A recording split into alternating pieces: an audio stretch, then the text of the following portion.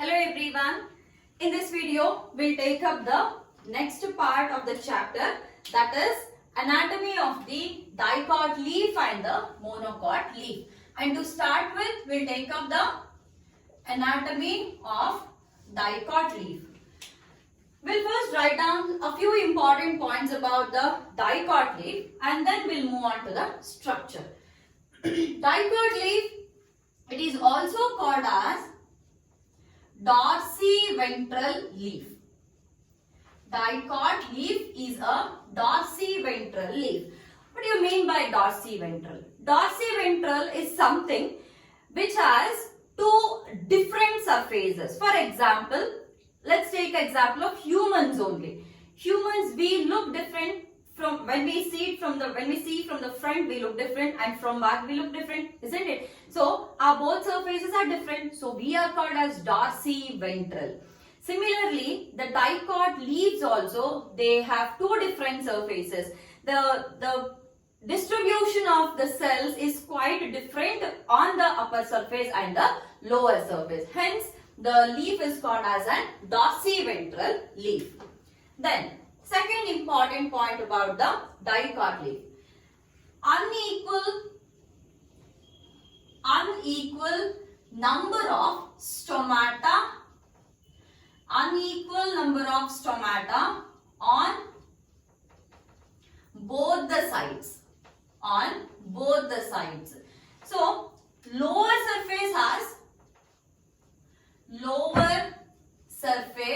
has more stomata. Lower surface has more stomata as compared to the upper surface. The reason is, when dorsiventral leaves or the dicot leaves, they usually get exposed to the sunlight this way. If you see a monocot leaf is not in this way. For example, let's think about the sugarcane or otherwise wheat or otherwise banana leaves. So they never get exposed this way like dicots. They usually will be erect or at least in a particular angle. It means that the upper and the lower surfaces are equally exposed to the sunlight. Whereas in case of the dicot leaves, the upper and lower surfaces are not equally exposed. That is because they are not slantly arranged. They are usually inclined downwards. Hence, what happens is upper surface gets more exposed to the sunlight and lower surface will not get exposed. So, if there are more number of stomata on the upper surface, then will be more transpiration or there will be more loss of water, which is a disadvantage. Hence, on the upper surface, the number of stomata will be less, and on the lower surface, number of stomata will be more. Then, next point. See, since we are speaking about the dicots, we have to note one thing. We will take the structure now.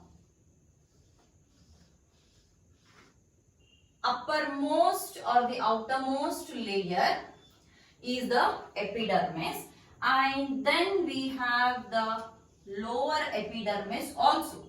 That is the upper epidermis and this is the lower epidermis. The upper epidermis is called as adaxial surface, or it is an adaxial layer, and the lower one is called as abaxial surface or abaxial layer. Upper epidermis is called as adaxial, lower epidermis is called as abaxial. Now we have cells here. However, around or above the epidermal cells, there is a layer of cuticle present. Now, these cuticle are absent at certain places where there are stomata present. So, these are the stomata. Since this is the upper surface, we'll write only one stomata on the upper surface, and here on the lower surface, number of stomatas will be more. So, we'll write a couple of stomatas here. These are the guard cells which I am drawing now. Fine. Next, this is the epidermis region. Like the stem and the root, we had seen the differentiation of the stem and the roots into epidermis, cortex and the vascular region or otherwise steel region. But here there is no such differentiation. After the epidermis, we directly consider everything between these two epidermis as a ground tissue only. And this ground tissue is made up of, mesophyll cells. Mesophyll cells. And these mesophyll, they are made up of parenchyma. And we have two types of mesophyll cells, and the two types are, one is a palisade mesophyll parenchyma cells, another one is a spongy mesophyll parenchyma cells. Palisade mesophyll parenchyma cells, spongy mesophyll parenchyma cells. Soon after the upper epidermis or the adaxial layer, here we have these elongated parenchyma cells, and these elongated parenchyma cells are called as palisade mesophyll parenchyma cells.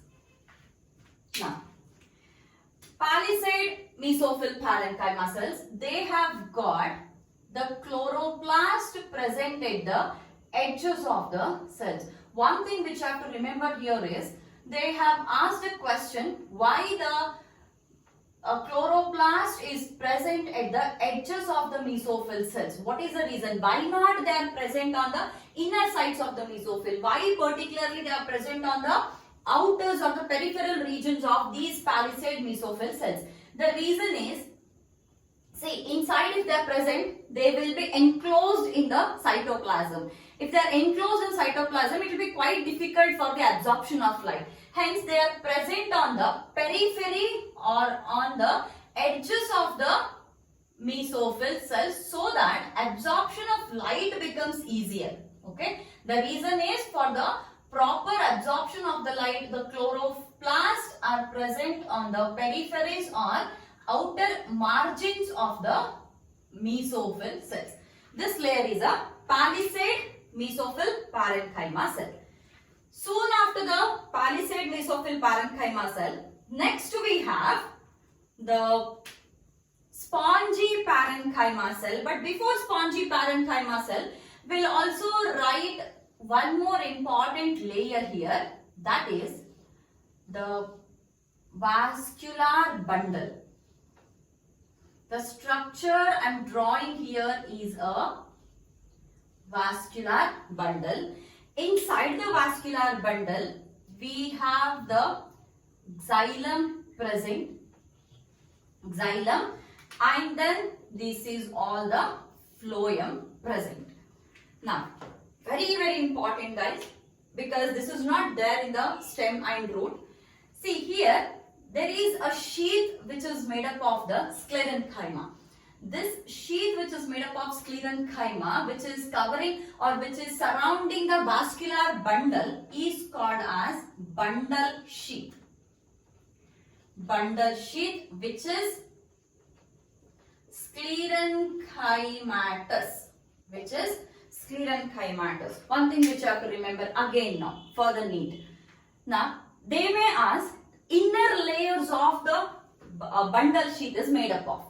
The inner layers, if they specify it as inner layers, inner layer means it is the parenchyma. If they just ask what is bundle sheath made up of, bundle sheath is made up of sclerenchyma. If they ask the inner layers of the bundle sheath, then it is made up of the parenchyma cells. And this is the xylem, and here we have the phloem present. Now, this is all the ground tissue. The ground tissue is majorly made up of mesophyll cells, and there are two types of mesophylls. One is palisade, one is spongy mesophyll. The one we have written is a palisade. Now we'll see how the spongy mesophyll cells are being arranged. The spongy mesophyll cells, these are again specialized cells which are very much loosely arranged. These are loosely arranged cells with a huge intercellular spaces. Okay. Again, these cells also, okay, these cells also, they have got the chloroplast present in the peripheries. I'm just drawing it for a couple of cells like this. Now here, in between these cells, there are few cavities which are being produced. These are the cavities. These cavities are called as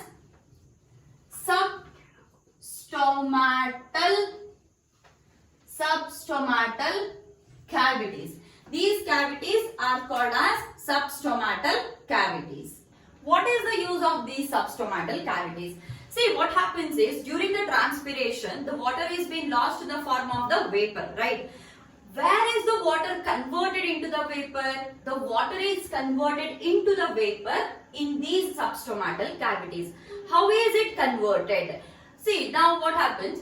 As compared to the leaves or as compared to the inner part of the plant, the outer temperature will be 10 to 15 degrees more. For example, if the external temperature is 40 degrees Celsius, then inside the plant it will be around 25 to 30 degrees Celsius. So now what happens? During the opening and closing of the stomata, when the stomata opens, the hot air which is circulating in the atmosphere, that air will be accumulating in the substomatal cavity. When the stomata opens for the gaseous exchange, the hot circulating air, for example 40 degrees air, will now enter the substomatal cavity. Now what happens? Everywhere in the plant it is 25 to 30 degrees Celsius only, but only in this substomatal cavity what happens? It becomes 40 degrees Celsius. Now there is a difference of temperature in the plant and this substomatal cavity, and we know that if temperature increases, pressure decreases. Now because temperature is increased here, pressure decreases, and here the temperature is decreased, or as comparatively temperature is low here, so pressure is high. Now here there is a high pressure area which is created in the bundle sheath, and here there is a low pressure area. So what happens? From the high pressure to the low pressure, now the water has to move. When water comes here to the substomatal cavity, inside the substomatal cavity, due to the excessive temperature, the water which is in the liquid form is converted into the vapor form. Then when the stomata opens again, that vapor escapes to the atmosphere in the form of the water vapor, which is called as a transpiration process. So that is the function, or that is the reason why we have the substomatal cavities here. Next, see again here also there are chloroplasts in the spongy. This is spongy mesophyll parenchyma cells. Then this differentiation, okay, this differentiation of the mesophylls, this cannot be found in the monocot leaves. This is a characteristic feature of the dicot leaves. This is not there in the monocot. However, when we see the monocot, we'll see the structure, we'll just see the structure of the monocot, and then we'll write the differences also. In the next video, we'll take up the monocot leaf. Okay. So this is the structure of dicot. After the monocot leaf, we'll write the differences between the dicot and the monocot leaf. Thank you.